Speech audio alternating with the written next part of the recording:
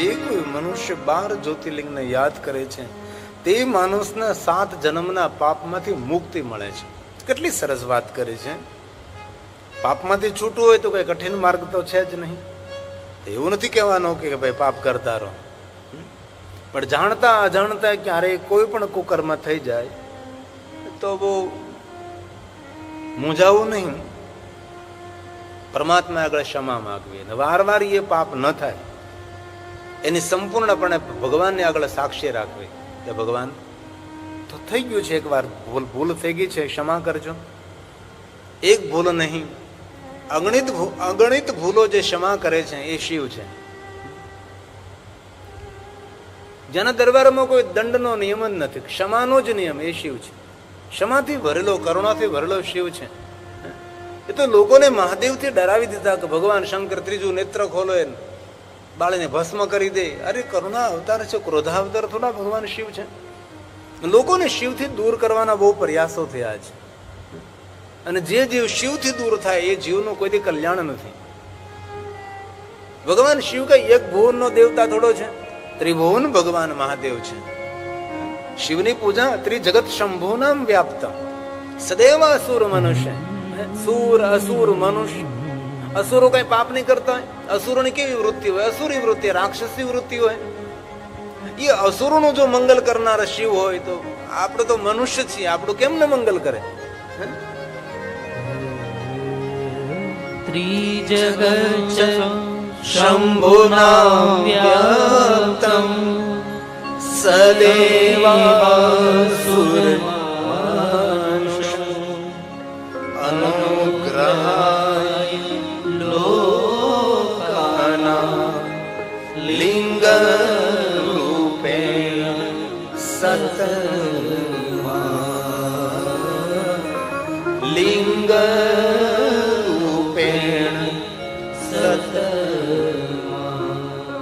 જ્યાં જ્યાં શિવજી પ્રગટ થયા ત્યાં ત્યાં મહાદેવજી લિંગ સ્વરૂપે પ્રગટ રહ્યા છે. બ્રહ્માજી ભગવાન શિવજીની સાધના કરી, શિવ પ્રગટ થયા, બ્રહ્માના નામથી પ્રસિદ્ધ થયા બ્રહ્મેશ્વર. શ્રી હરિએ ભગવાન મહાદેવની ઉપાસના કરી, હરીશ્વર મહાદેવ તરીકે શંકર ભગવાન પ્રસિદ્ધ થયા. અરે ઇન્દ્રએ ભગવાન મહાદેવની ઉપાસના કરી, ઇન્દ્રેશ્વર મહાદેવ તરીકે ભગવાન શિવ પ્રસિદ્ધ રહ્યા. દેવતાઓએ ભગવાન મહાદેવની ઉપાસના કરી, દેવેશ્વર મહાદેવ, સુરેશ્વર મહાદેવ, કુબેરેશ્વર મહાદેવ, કરુણેશ્વર મહાદેવ. અને હનુમાનને સાધના કરી કપીશ્વર મહાદેવ, નારદને સાધના કરી નારદેશ્વર મહાદેવ, કૃષ્ણને સાધના કરી ગોકલેશ્વર મહાદેવ, ગોપનાથેશ્વર મહાદેવ, રામને સાધના કરી રામેશ્વર મહાદેવ, ભીમને કહી તો ભીમેશ્વર મહાદેવ, અર્જુનને કહી અર્જુનેશ્વર મહાદેવ, નિકોળને કહી નિકોળેશ્વર મહાદેવ, કુંદેશ્વર મહાદેવ, ધર્મનાથ મહાદેવ, ધર્મેશ્વર મહાદેવ, પંચેશ્વર મહાદેવ, જાગેશ્વર, જડેશ્વર, કેટલા કેટલા ભગવાન, ભાવેશ્વર, અસંખ્ય ભગવાન શિવ છે. જ્યાં જ્યાં જેને જેને સાધના કરીને ભગવાન પ્રગટ થયા ત્યાં ત્યાં ભગવાન મહાદેવ લિંગ રૂપેણ સતમઃ. શા માટે? અનુગ્રહાય લોકાનામ, જગત પર અનુગ્રહ કરવા માટે, માનવ માત્રનું મંગલ અને કલ્યાણ કરવા માટે. જેમનો સ્વભાવ બીજાનું કલ્યાણ કરવાનો છે, ક્રોધ કરવાનો સ્વભાવ નથી. ખબર નહીં કોને આવું બધું વર્ણન કરી નાખ્યું લોકોની અંદર કે શિવજી તો ક્રોધ. અરે પણ મહાદેવને ક્રોધ કરવાની શું જરૂર છે? જેમની ભ્રુકુટી માત્રથી જગતનું સર્જન થાય, જેમની ભ્રુકુટી માત્રથી જગતનું સંચાલન થાય, જેમની ભ્રુકુટી માત્રથી જગતનું વિસર્જન થઈ શકે, જેના સંકલ્પ માત્રથી, એવા શિવ છે. શિવને ક્રોધ કરવાની શું જરૂર ભાઈ? મહાદેવનું એક નામ છે, ઓમ અક્રોધાય નમઃ. કોઈ દી ક્રોધ ન કરે શિવ.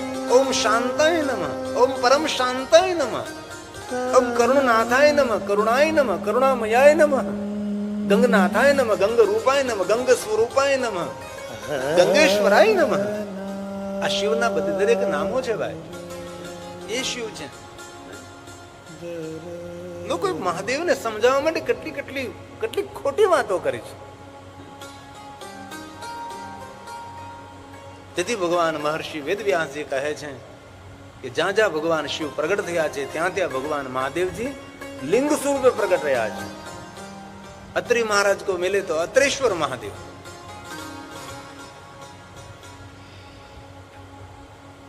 કામદ વનમાં છે, કામદગીરી વનમાં, ચિત્રકૂટની પાસે. ગૌતમેશ્વર મહાદેવ, ગૌતમને સાધના દે. દ્રોણેશ્વર મહાદેવ, ગુરુ દ્રોણ મહાદેવના પરમ ભક્ત હતા. ઉનાની બાજુમાં છે. વર્ષોથી ધરતીમાંથી પાણી નીકળે છે. ક્યાંથી પાણી આવે છે કોઈને ખબર નથી. બહુ પ્રાચીન સ્થાન છે દ્રોણેશ્વર મહાદેવ.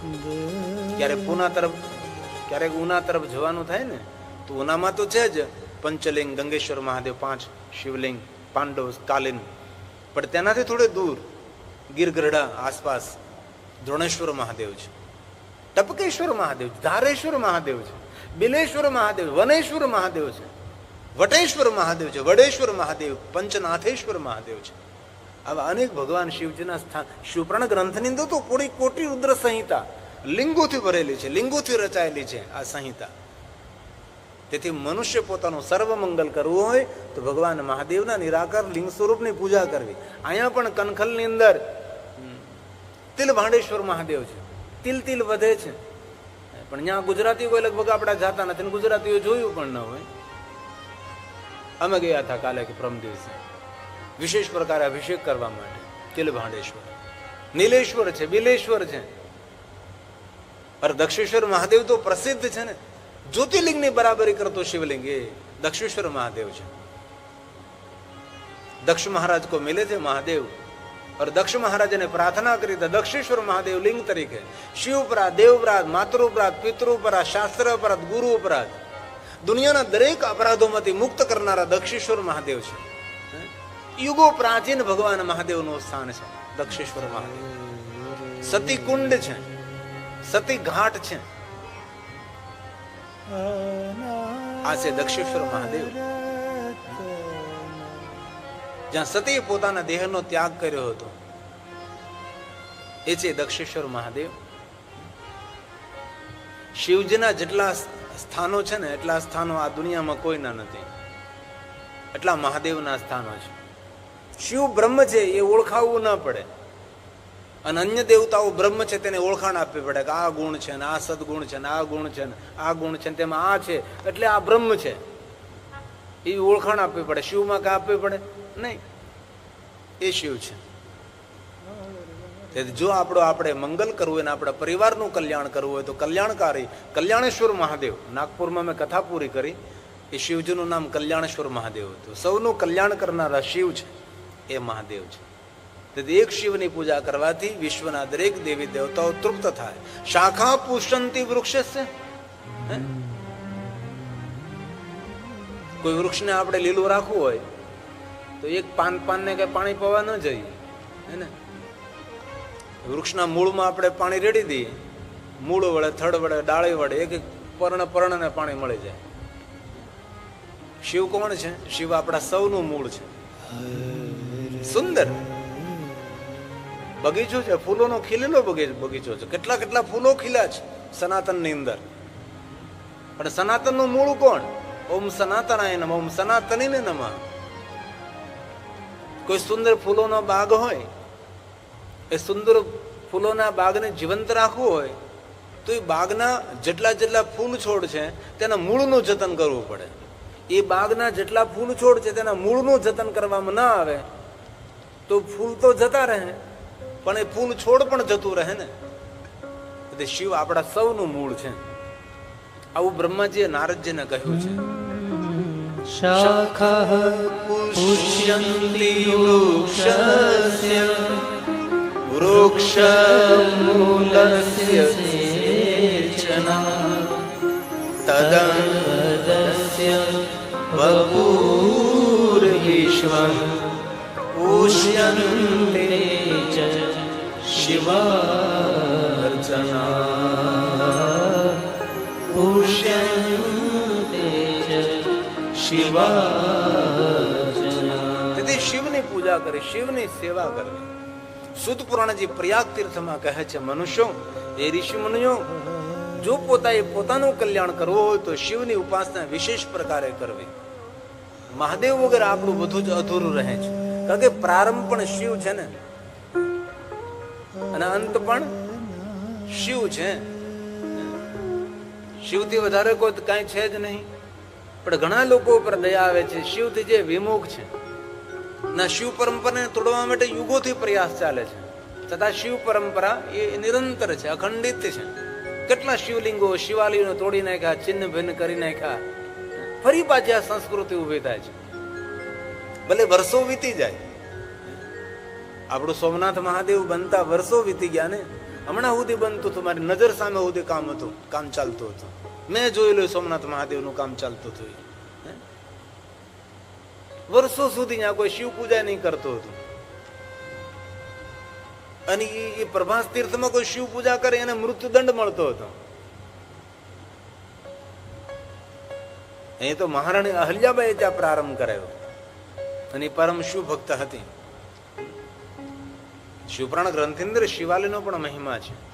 શિવ પૂજાનો કોઈ જગ્યાએ શિવાલય નિર્માણ થતું હોય ને, ત્યાં આપણા નામનો એક પથ્થર મૂકી દઈએ ને તો પણ અનંત મહિમા છે. અરે શમશાનનો મહિમા છે. કોઈ જગ્યાએ શમશાન નિર્માણ થતું હોય, આપણા તરફથી એક ઈંટ રાખી દેવામાં આવે તો પણ એનો મહિમા છે. શિવપુરાણ ગ્રંથની અંદર એક એક વાતનો મહિમા છે. અગ્નિદાનથી લઈને વિદ્યાદાન સુધીનો મહિમા છે. અગ્નિદાહ દેવાનો મહિમા અને વિદ્યાદાન દેવાનો પણ મહિમા એ શિવ છે. એટલે આપણા સૌનો પ્રારંભ શિવ છે, અંત પણ શિવ છે, અનંત પણ શિવ છે, ધ્યાન પણ શિવ છે, સમાધિ પણ શિવ છે, જન્મ પણ શિવ છે, જીવન પણ શિવ છે અને મૃત્યુ પણ શિવ છે. અને મૃત્યુ પછીની યાત્રા એ પણ શિવ છે. શિવ જેને સમજ્યા ગયા તેને સમજો બધું સમજ્યા ગયું. શિવ જેને નથી સમજાણા તેને